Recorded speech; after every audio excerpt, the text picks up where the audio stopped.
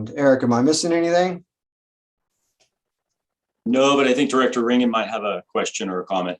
Okay, go ahead. So you got me really confused now because you have the backflow device and the water line at the same location that we were talking about putting the sewer in the sewer valve and so on. I thought the water line was going to be on the right side of the driveway and the sewer was going to be on the left side. Mm-hmm. So so part of what this drawing is, it is sort of a concept for you. The actual locations of these facilities of the services are going to, my process, what will happen is if approved is the private property owner is going to hire a contractor to figure out where roughly they're going to put these lines and where they would like their water meter to be and where they would like their sewer cleanout to be. But that contractor is going to have to work in conjunction with me and I will try to work out the best location, but ultimately what happens is they will set a stake for the preferred location of the water meter and the preferred location of the cleanout. If that looks good to me, and I'll work with our sewer collection superintendent and water distribution superintendent, make sure they don't have any reservations. If all three of us like what we're seeing, sometimes I confer with Eric on these too. If we're all agreeable, then I generate a work order. And then the construction crew will generate a USA and actually mark out the exact locations of our water and sewer facilities. In addition, though, so will PG&E and other utilities. So the idea where they want to put these may be agreeable to us, but may not work, because of other utilities. So once all the utilities have been marked and our construction crew kind of knows where everything is, then they decide, okay, can we do this exactly the way they wanted? If so, then they proceed. If not, then they come back to me and say, hey, we've got an issue, or they may work directly with a contractor to figure out the actual locations.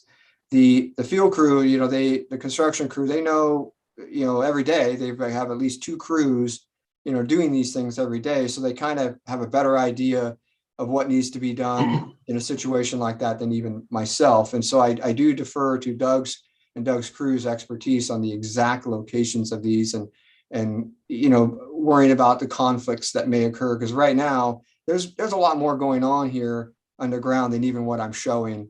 I'm just trying to show the concept of what we're trying to do here. Okay, well, I understand concepts. It's just that when it gets that far removed, it starts confusing simple people like me. And, like I'm looking at the right-hand side of the driveway and there's two water meter boxes. Mm-hmm. Why would not a third one go right there? It may be, Ron. The reason I put it to the left was to sort of avoid any potential conflict with the PRV, but it may be that Doug will, one of the first things I'll do when approved is I'll call in the water distribution superintendent and I'll say, look, this is what we're doing. What do you think works based upon your experience, which Matt has quite a bit of. And he's got a pretty good sense. So, and he can fairly quickly tell me if I'm on track or not. He may think that, maybe we might reconfigure these two to put the Carlson meter here so the backflow is tighter to the side of the driveway and move these over a little bit. Again, there's a lot of, research that still needs to be done, but it's just, for me to go out in the field at this point is it's a cart before the horse for me, for how I typically do things. Okay, well, I mean, this is a problem with these variances. We get into this muddy water area and it's down the road that the problems pop up. And by then it's too late. We're stuck in a perpetuity with the connection. And I don't know, would you mind going back up to the parcel map? So what that driveway, or is that a street? What's that street that runs That's a behind gravel, yeah, it's the gravel driveway that serves this parcel and the parcel to the east, which is over here.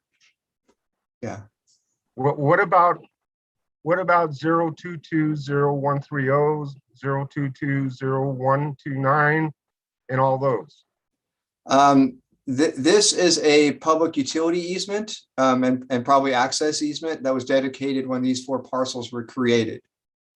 That, you know, one of the reasons they like this is because they're related to this intervening property owner. Here, they're not. And it's their own driveway, which they, you know, it's kind of a good place to put a private water and sewer line, because if you have a break in a driveway, one, it's not of major consequence, but also you'll see it, you know, when you leave to go to work or when you come back. So, and it's a very common place, even in new construction, they often run the utilities up driveways. So this is their preferred location. Here, I don't think this property owner would be keen on a private water and sewer lines going along this area here. Right now, it's currently totally undeveloped, and they may have reservations if they choose to develop it, you know, because now they've dedicated a private water line easement that they're kind of stuck with. But that would be where a future water and sewer line would be installed to serve those 5 parcels. Yeah, a public, it seems that this road here, this easement is based upon my research, the most likely route for a gravity public sewer main to serve this parcel and other parcels in the future. It could also be the one for a water main, but this wouldn't be, I don't think, objectionable to us. I could be wrong, Eric, let me know if I am, for a water main to come this way. This doesn't work for a sewer because for topography reasons. All right, well, I'm gonna hold my comments for right now and let you get on, but I just, I get concerned when things get changed from yesterday, that's all. Yeah. Well, again, I can be more mindful in terms of making things as exact as possible. But again, my mindset is that, you know, what I'm trying to get here is the concept of, do we want a water main or sewer mains to this property or not? And generally speaking, is this conceptually okay to you? The construction crew is ultimately going to tell us and tell me what can be done and where it's going to be done. It may require extensive potholing to determine exactly where these things are going to go. I could spend the time to do all this research, but then once the USA is generated, all my research is useless because I didn't know where the utilities were. So No, I get that. I just, you know, seeing those 2 water meter boxes to the right of the driveway, you know, there's a house you can see in the right rear corner. So one of those meters must serve that house, that yellow one.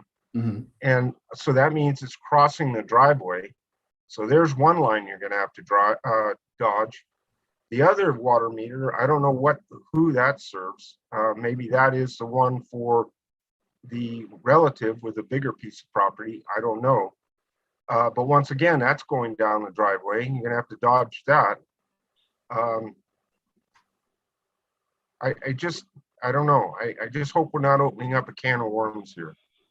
Yeah, I'm confident in our field staff. They help me every day and help me get things right, and the construction crew as well. I think we work pretty well together, and you know, I feel pretty good about it. I agree. I agree, Antonio. Between Matt Nolte and his 20+ years of experience, same with Doug and Rich, you know, they're going to pick the exact location, the precise location that works for everybody.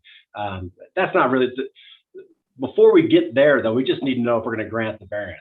You know, where exactly these things go, that's where we pay these, you know, Matt and Doug and Rich to figure out that stuff. I get that, but doesn't TUD's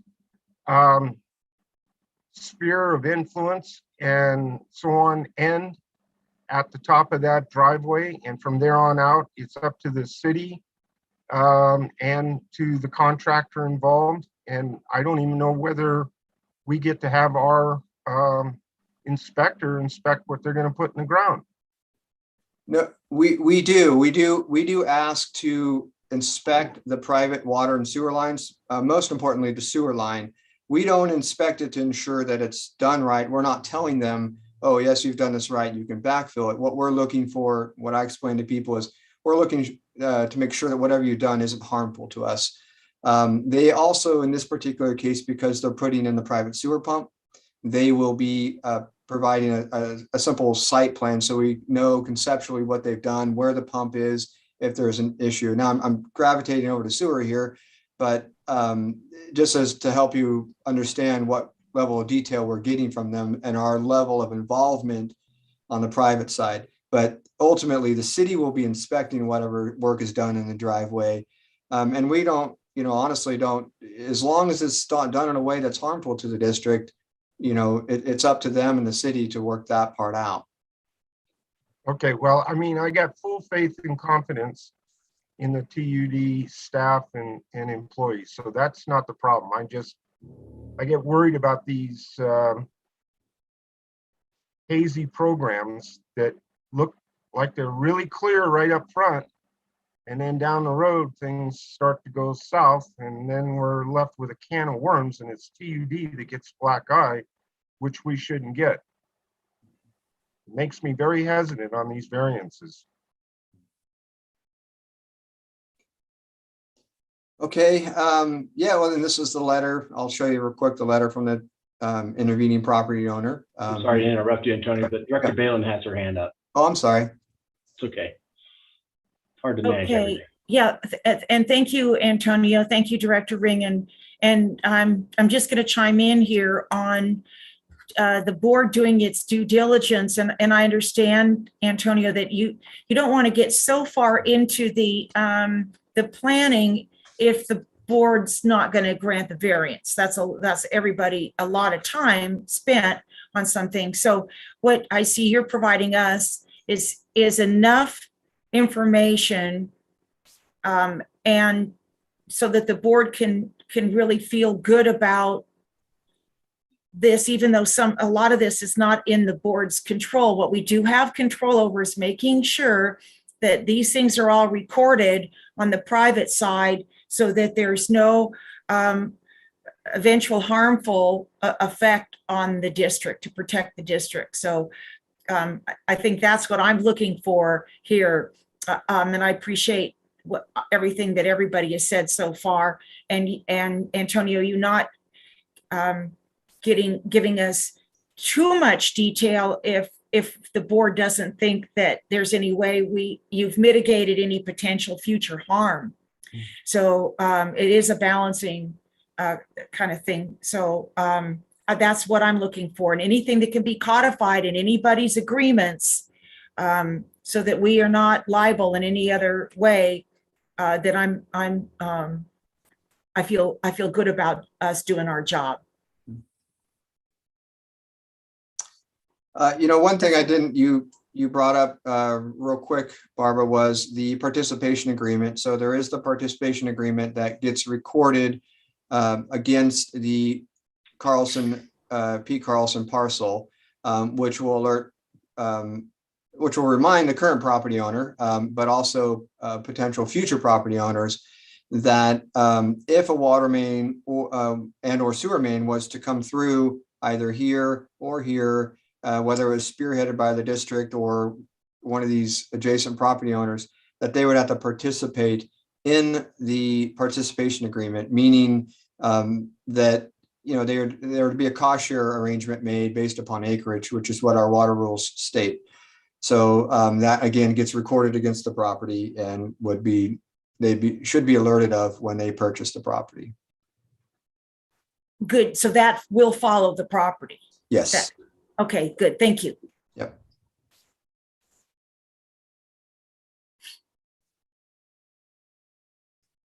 And I think that's all I have, unless I've missed something, Eric, or anyone has any questions.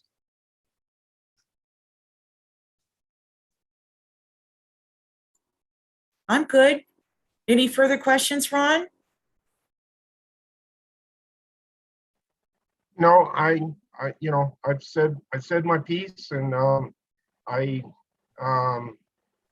said this yesterday at the sewer meeting that, you know, although I'm very sensitive to these variances and things that can happen from them, I don't want to impede people from being able to,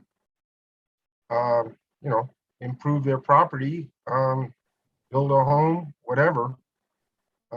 We have a housing shortage, and I'm all for that activity. I want to make sure that TUD does not get into a ringer over these sort of things, because once they're in, and there's no turning it around. And when that property sells, the person that buys it is being told that they have water and sewer, and that's what they're buying it on. So, at any rate, I've said my piece.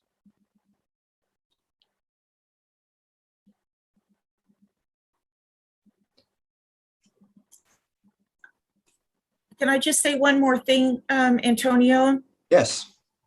It seems to me in the past that there were agreements that were made that didn't really follow the property, that just sort of got lost in translation. Maybe they were a little looser handshake or something, and it was not as wasn't an attaching to the property, and it didn't come, it missed escrow or whatever. And I think that TUD seems like we're doing a better job in making sure that this isn't about the property owner now or this board now. It's for any future property owner and any future board to clear up any future fuzzy area. Yeah, I would say that pretty consistently since '92 that most of the, you know, that nearly all of these arrangements are documented in some way. You know, whether they were all recorded, I don't know. I do know from experience that there are quite a few of these types of arrangements that we acquired from other agencies, you know, whether it be, you know, Ponderosa, you know, Big Hill, what have you. So there are a lot out there that happened before TUD came into existence. But, you know, TUD, there's quite a few of these that, you know, are documented. You know, so hopefully, you know, our intention is any participation agreement gets recorded. It needs to. This is you know, would be very difficult to enforce something like this if it wasn't.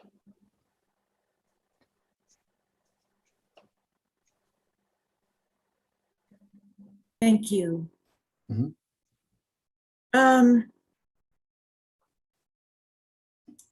Well, then should we, Ron, on item number 1? Yes. Are you in a place that you could make a recommendation to approve this variance? Do you feel comfortable about that? Yeah, I mean, if TUD staff and crew are going to be making sure once this goes basically, I guess, in front of the board, I don't know, I'd much rather have it figured out first before it went before the board, so that when the board okays it, it's a done deal and they can move forward on it and everybody knows what they're going to do. But I guess it's difficult enough that can't happen. It has to be approved to move forward before all of the lines and you know, all the lines and everything are located, and the city and the contractor come up with a design. It just seems like it's in flux, and I don't like things that are in flux. But you know, if that's what it's going to take, as long as TUD's on top of it all the way through, then I don't think we have anything to worry about, because I think that our staff and employees are diligent and will do the very best they can. So just have to cross my fingers and hope everything works. So yes, if you want to make a recommendation to approve to the board, I just think that when it comes before the board, it'd be really nice if it's explained to the board, the full board, that this is kind of a different deal and it's in flux, and we're not going to really have all the details until down the road. Right. So we have the, we have the concept, we have the gist of it, the idea, and I want to applaud staff for not spending a whole lot of time on the details until the board goes, okay, this seems like a doable variance as long as there's no harm to the district or no future cost or confusion or burden to the district. So we have that piece. And then, like you said, Ron, now if we do recommend that staff move forward, then they can begin to work on fine tuning that, Matt and staff and others, to work with the contractor to really fine tune it. And then, like you say, trusting staff, if it's might cause a problem with the underground configuration, then they'll work on that to actually make it all so that we're good with that. That's what I'm hearing here. So it is a little bit in flux. I share that discomfort. However, it would be not too good to, I mean, what if, any rate, I share that, but I also feel confident that staff will work it out as much of it is under our control. The only thing that I'd like to add, and maybe Antonio or Eric Johnson or someone can show me, because I've looked through all this stuff and read it all and all that. I don't remember having seen it, but just as a what if situation, and having been involved in too many what ifs and they come true, I always get kind of sensitive to that. But what if TUD staff and employees throw up the red flag after they see what the city is okaying and what the contractor is proposing? How does TUD pull a rug out from underneath this until it gets done exactly the way TUD needs it done? Well, we don't issue we don't take a deposit and we don't issue a work order. So, one thing that, I could include, I suppose, is in our standard details, we have various details for dealing with conflicts, horizontal, vertical conflicts of pipelines.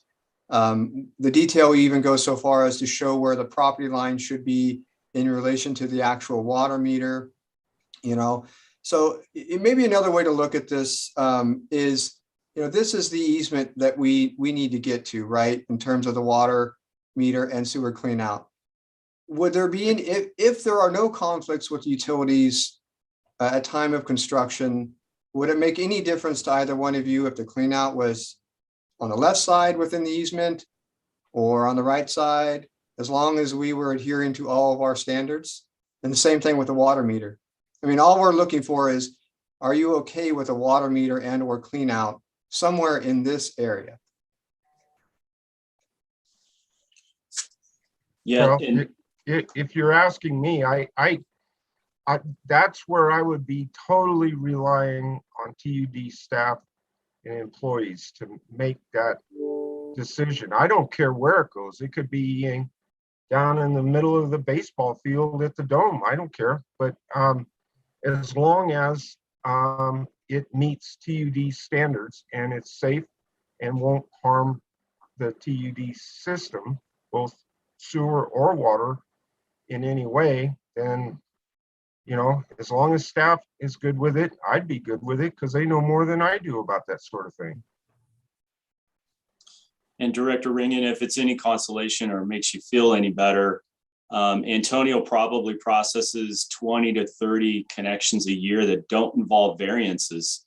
And those are folks that come in and not literally come in, but they apply for service, and we haven't worked out all the details of exactly where the meter box will be, or what the horizontal vertical conflicts will be, what utilities are also out there. That doesn't happen until further on in the process. So Antonio might collect a deposit, might issue a work order. Our crews may USA mark on, some paint, and then we may have to make some adjustments. So it's some pretty standard sequence for us to do it this way. And I appreciate you mentioning you rely on staff to make the right decision. As long as it adheres to our standards, really the question before the committee and ultimately the board will be, are you willing to allow a service connection that's non-adjacent to the parcel being served?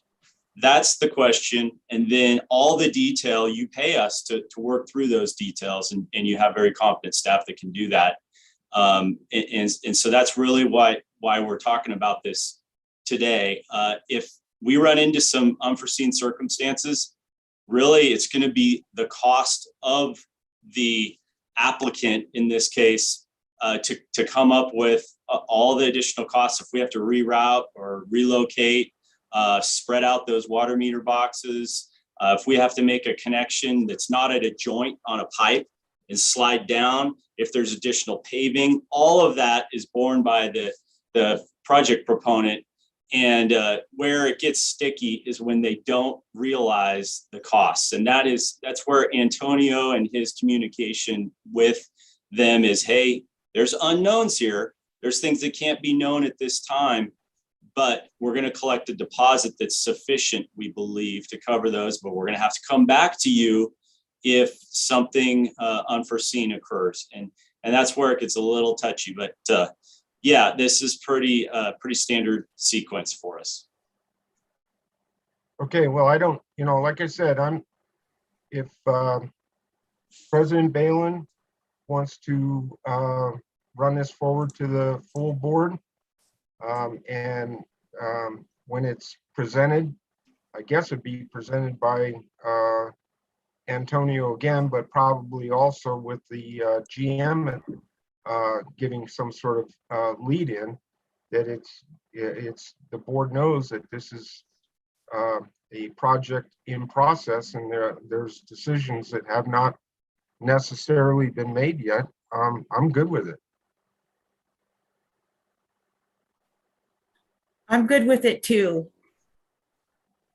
I'm good for moving it forward with the recommendation to the full board.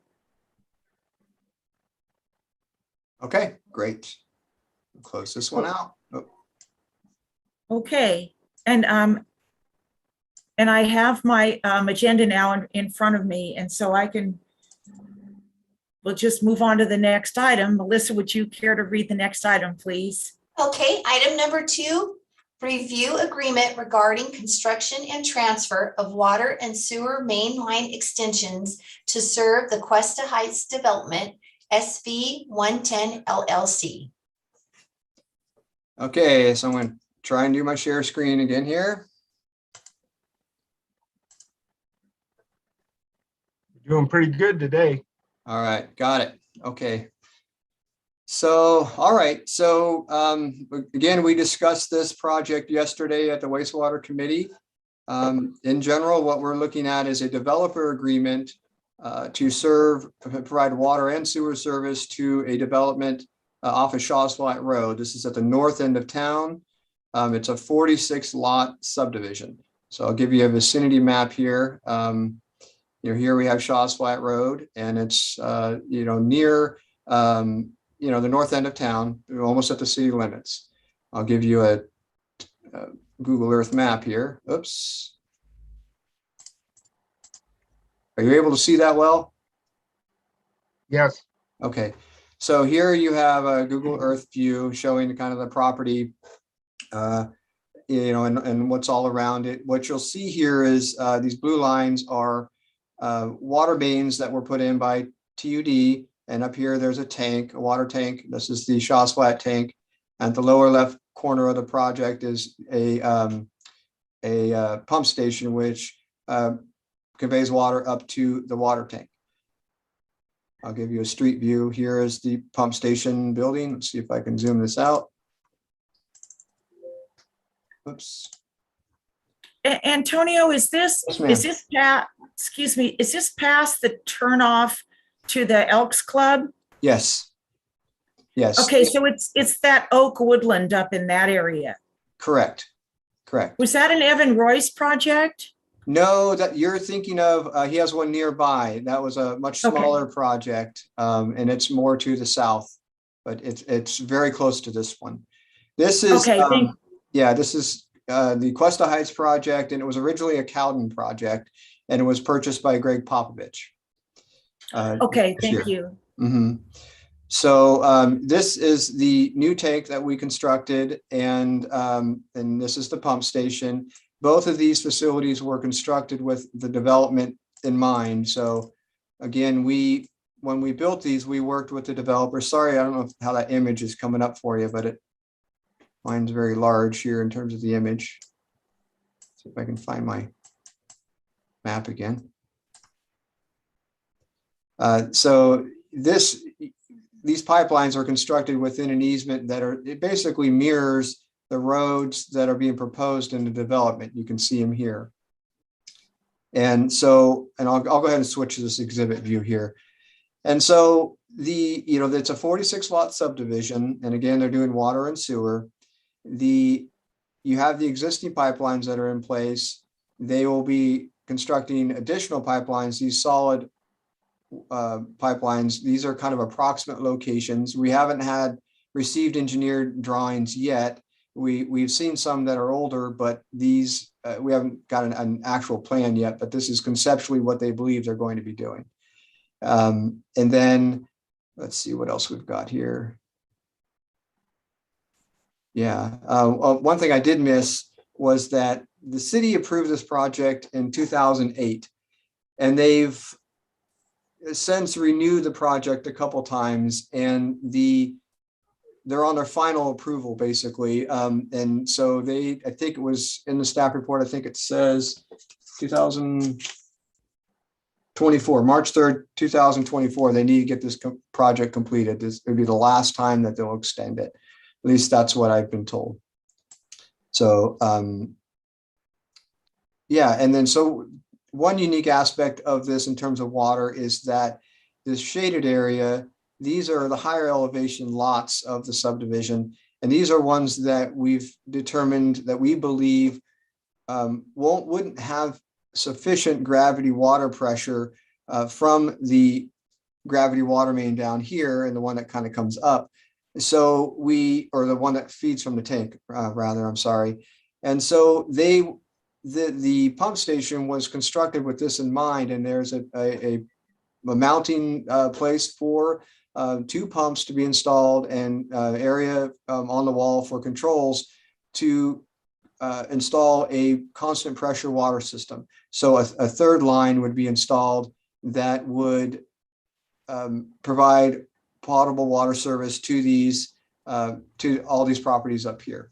The developer, you'll see at the end of the agreement, one of the last provisions basically talks about how they, that conceptually it's going to be 2 water pumps and controls. There's some more details and the exact costs need to be figured out, but those are going to be designed by and approved by TUD, and the contractor will need to install them, and the owner and developer will need to pay for those, but that'll all be under district inspection. Let's see, what else I think that's, Eric, am I missing anything here? I would just add that, there's been some discussion about, the pump system you referenced that would serve the shaded parcels. And there may be some concern about cost and O&M cost related to operating such a facility. And what we envision there is something on the neighborhood of an electrical cost of probably less than $100 a month. And it would be covered through the standard rates that are in place, which currently, the base charge is $64.50 a month. So nearly, two of these lots here on a monthly basis would more than cover the electrical costs of operating the pump system. Aside from that, the pump system is pretty unremarkable, very similar to any other facility the district has. And actually, in this case, it serves more lots than some of our pump facilities only serve 5 or 6 people, which is a real lack of economy of scale. And this is a planned kind of infill type development. It was annexed into the city, and as Antonio's referenced, it goes back to 2008. I should say the previous property owner developer, Mr. Cowden, deeded to the district the lots for the tank and the pump station. And then the district received grants to build the tank and the pump station. So we really managed the costs well for the ratepayers on this project. And the layout you see here is pretty efficient, and the density is pretty good. So it's one of those that will be a net gain to the district's finances, as opposed to, more fragmented, low density development that we occasionally see on the outskirts of our service area. So that's the only thing I'd add. I do see that Director Balin has her hand up. Yeah. Thank you, Eric. And I think you answered some questions. And I would think that we actually leveraged money for the developer as well, since the beneficiaries will have this new tank and it will service this area. So I think that is my concern, is the burden again on TUD and I agree, infill is quite appropriate. This area would be, in my book, considered infill since it's right on the edge of the community anyway, and the facilities, the infrastructure is here. And I just also thank you for covering the fact that if there is a required pump station, that again, the beneficiaries are paying for this, and the additional customers will then offset the electric as well. I might add, because you did mention this, the leveraging, and that the developer will benefit from that tank and that pump station, and that's entirely correct. But one other important detail here is that if the developer had paid out of pocket to build a portion or all of the tank and or pump station, they would have received a credit, at least for the tank, on their storage capacity fee.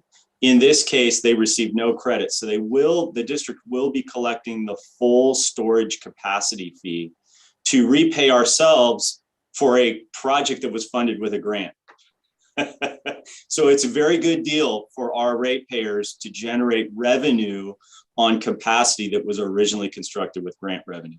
Anyway, I just wanted to point that out so you guys didn't think we were crediting the developer or anything on in supply, treatment, or storage capacity for water. The storage capacity, when at full build out, would be about $160,000. It's $3,494 per lot. So when they pay on a per lot basis, by the time they're done, they'll be paying at least $160 if they pay this year. Question. So do one of these tanks, do they have a big fire flow faucet on it? Director Balin, are you referring to like a fire department connection at the tank site? Yes. This tank doesn't have that, but it will have fire hydrants. And Antonio's exhibit here doesn't go to that level of detail, but there will be fire hydrants spaced coming off of the tank so that there'll be a constant gravity feed to within 300 feet, I believe, of each of the properties there. And it works out the architecture of the system to where we can equally space all of that, and none of the fire flow will be pumped, which is really critical in a PSPS event. Also, it makes the pumps really large.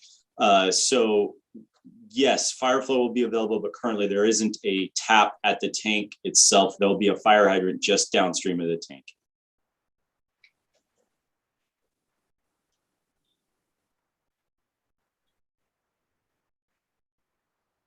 Do you have any questions, Director Ringen? No, but I have a couple comments if you want them. You bet. Antonio, could you please go to the slide with the new tank?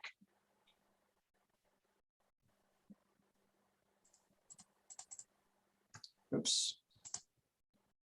Thank you. Okay.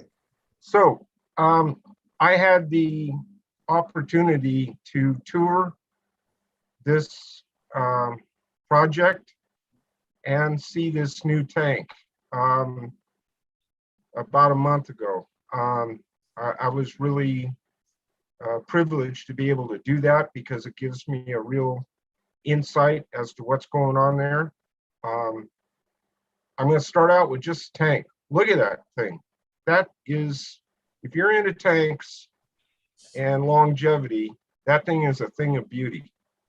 If you look at it, it has the vents, has the rafters on the outside of the roof. That thing's going to be there for a long, long time. And it does not, the capacity of it, the amount of water it contains does not, I mean, it's way over what that little community needs. That is going to be serving other areas in the TUD water infrastructure. So it was a plus, plus, plus. So any rate, all I'll say is that as far as an infill project, this one just meets it completely, and I am totally behind it. So President Balin, if you want to bring this to the full board, I'm going to support it all the way. Thank you, Ron. I think we can move forward with a recommendation. Antonio, I appreciate your due diligence on this.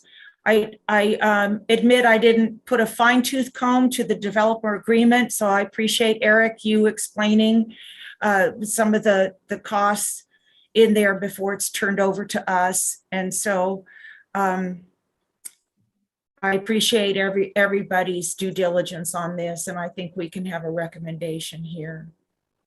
Okay, good. Thank you. Okay, thank you. Okay, Melissa, could you please read the next item? Okay, item number 3, a review of the Historic Properties Management Plan. Thank you. Okay. This is more or less just a discussion item, right? It's trying to get us all on a page and on the same page where we are currently and where we're headed with it. Is that correct, Director Balin? Yes, correct. And these plans need to be reviewed every so often, and to make sure that they are still accurate, and that as we operate with these plans, that that any discovery of perhaps impacts or cumulative effects on the cultural resources that could jeopardize its eligibility to the National Register of Historic Places are reviewed, so that our maintenance folks and any volunteers as we move forward that may observe things that are happening on the ditch system can report it so that we can correct it and keep in compliance. I did want to bring up, if I can still have the floor, is, and I see somebody's hand up. No, that's me. Okay, never mind. All right. I like to look at these documents as living documents. And if we look at something that, because we only had limited information when we approved this plan, and now we have more information as we continue managing these resources. I think the way I look at these plans is that we fix the bad leaks and we allow the wetlands and the environmental consumptive benefits of this plan to move forward, as long as we're able to continue with this facility being able to tell its story, its historic story. And one thing that I think that this plan is currently deficient on is a vegetation management plan. I know we've moved in and worked on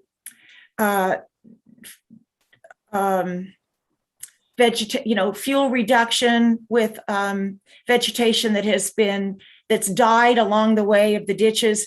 But in terms of a cultural landscape plan, we really don't have one. And that means that we have a unique ecology along this system, and we have sensitive species that we haven't really inventoried recently, that I think that we need to correct and get updated on this document. So I guess all this is saying, when I walk the ditches, I perceive that this plan isn't really doing enough to protect the cultural significance of this plan. So for an example, this plan says that you could reduce the negative effects of gunite on rock work by putting dye in it. Well, every time I look at my historic rock work that I used to look at for 30 years, and natural material that they quarried out of the area, the nearby ditch, the actual exposed wall is gone. It's just gunite. Yeah, I mean, there's nothing there that tells me I'm in history. There's nothing there. And so I know we're rethinking this, and I really want to applaud all of us, but in terms of being able to project its unique workmanship and the integrity and all the attributes that make this unique and a signature of our identity, I do not want those to disappear incrementally. So that is an issue that I have. And then the other thing I would like is really a volunteer program that can help our district, which actually would help the ditch systems, keep the blackberries down as well, and also develop a vegetation maintenance plan for this area, so that we can keep the structure of the cultural vegetation there, the canopy and the oaks. I know this plan said that there shouldn't be any disappearance of oaks. Well, they're disappearing. The black oaks are disappearing. So we may want to really take a look at that.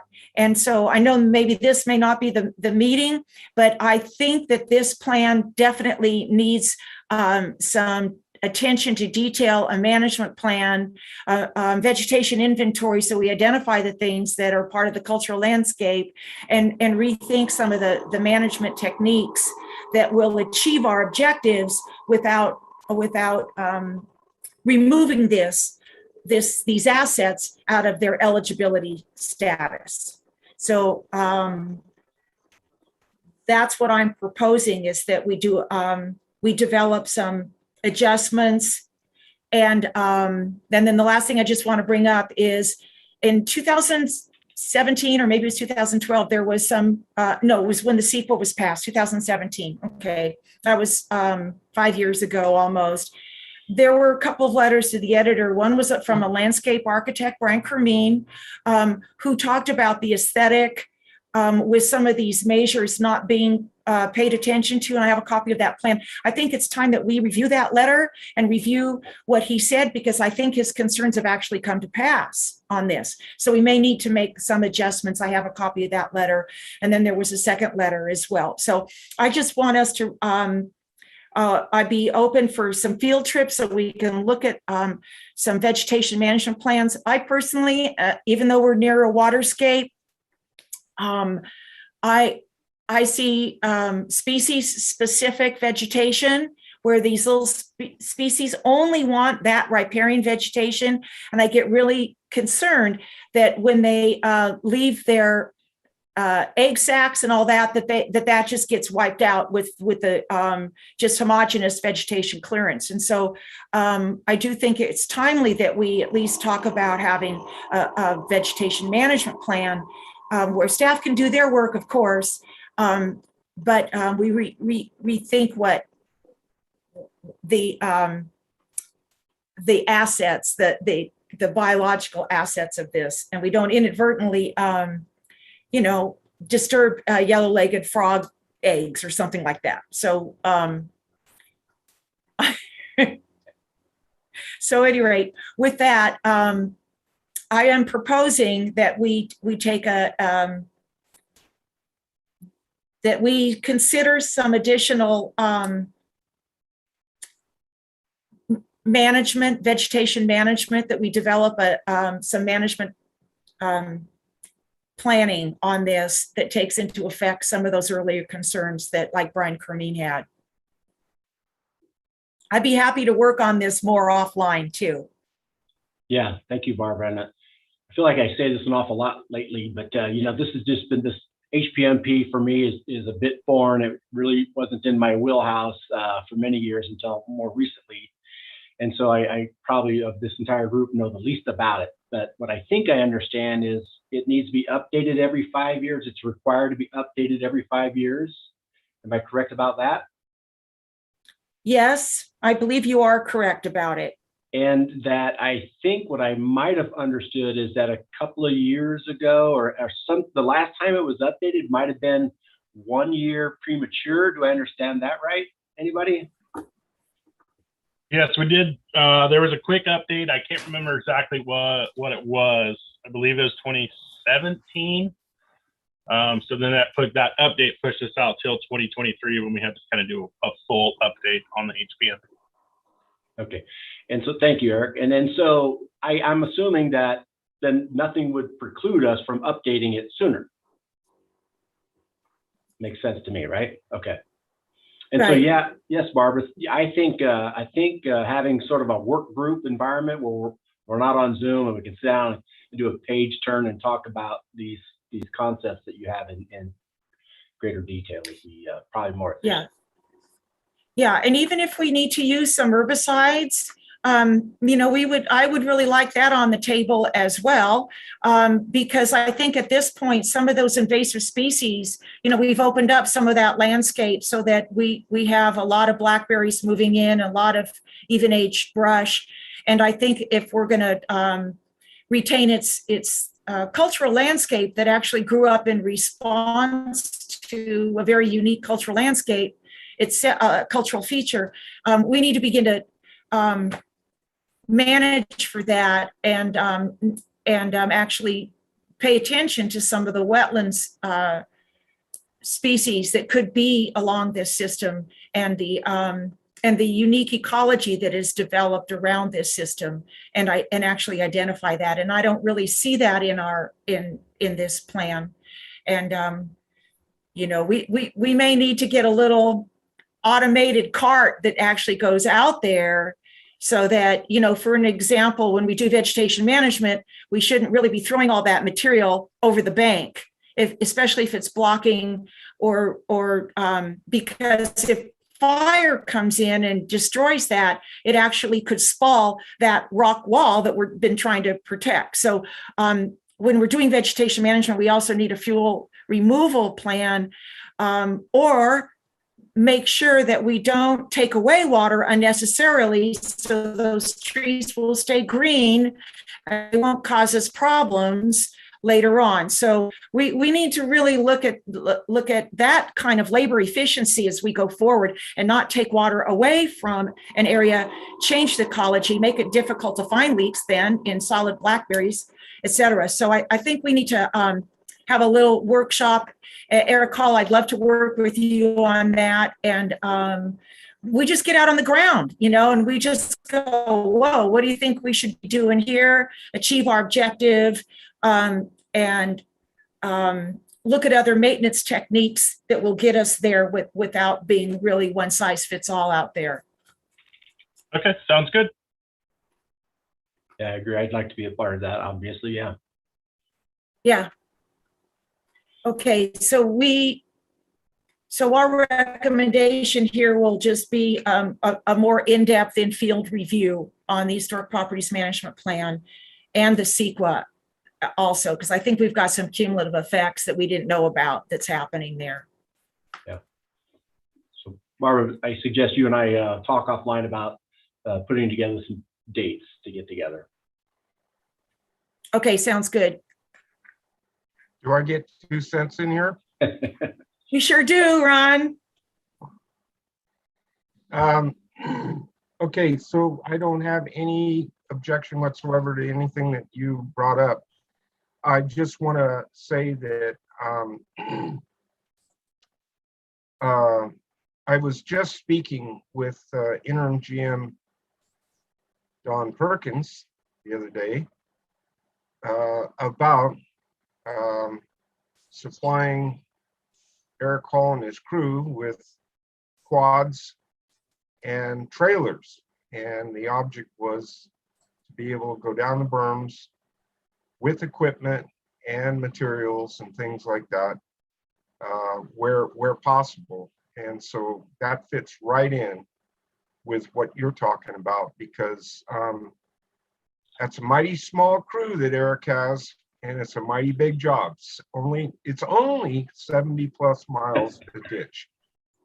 So anyway, and then I want to go back to something that I brought up, I don't know, several years ago. And at that time, Mr. Perkins was the operations manager, and I brought up about drones. And he says, I want one of those. And well, you guys have one.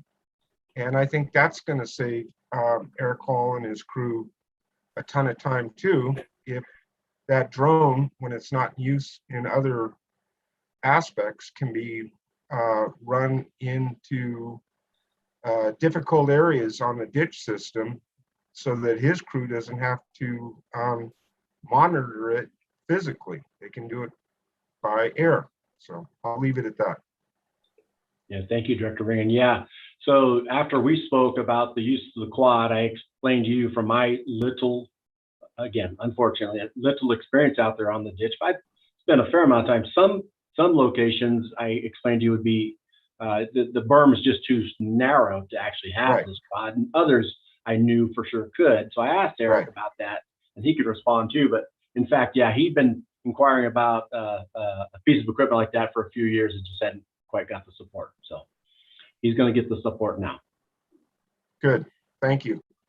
Oh, yeah, I agree. And some of those berms have become narrow over time, just in terms of lack of walking and lack of really paying attention to them. But, you know, the timing might be right for us now to begin to use, look for grants that for watershed restoration, cultural resource restoration, so that we're not using our money for that. Give Eric the tools he needs. I think a mule or a electric wheelbarrow or something that can pack some of that out there is just essential, and that will help the berm as well. So I really agree what staff needs. The other thing is we could bring back the consideration.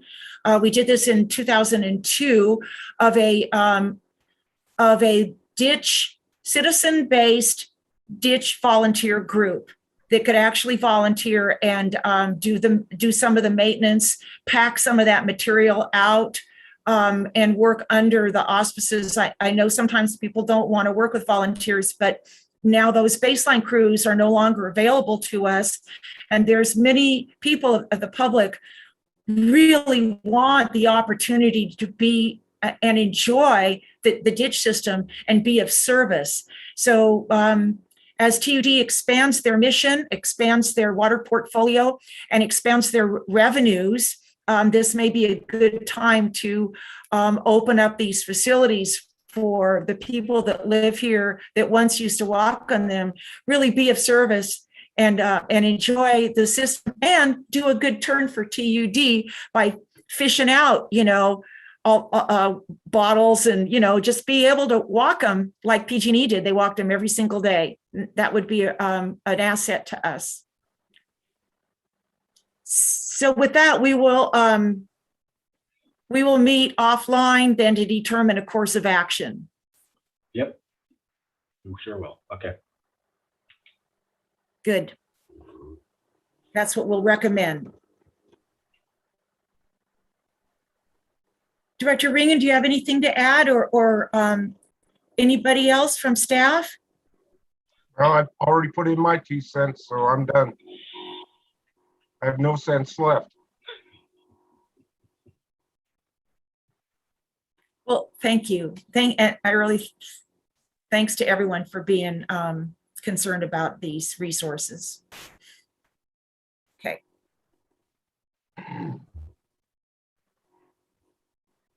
So that includes the ditch maintenance too, as well. Is this correct? I think we've kind of covered both of them, Think so. or not? I think so. Does anybody else have any questions on item number 4? Seems like we covered it. Or Well, I don't think we mentioned anything about this CEQA compliance measures. How does that fit in?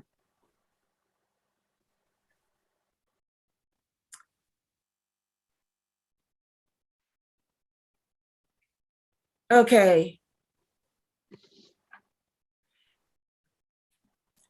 Here's how I think it fits in. I think it's deficit. I think that it needs to be modified. I think we need an addendum to the CEQA that takes in some of the findings after we have a review of how the Historic Properties Management Plan is doing, and any additional maintenance. We may want to rethink other things and then adjust the CEQA document accordingly. That's just my reaction right now.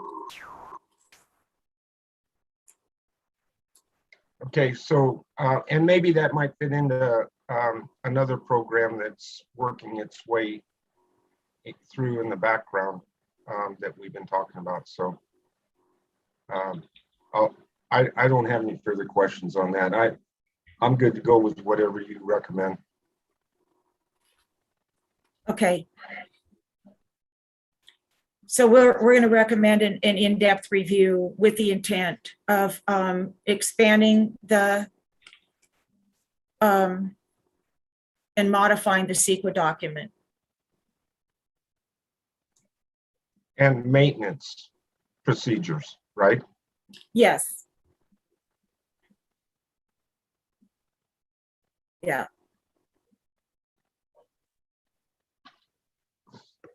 Well, that's all I have on that subject. Let me go back to the agenda.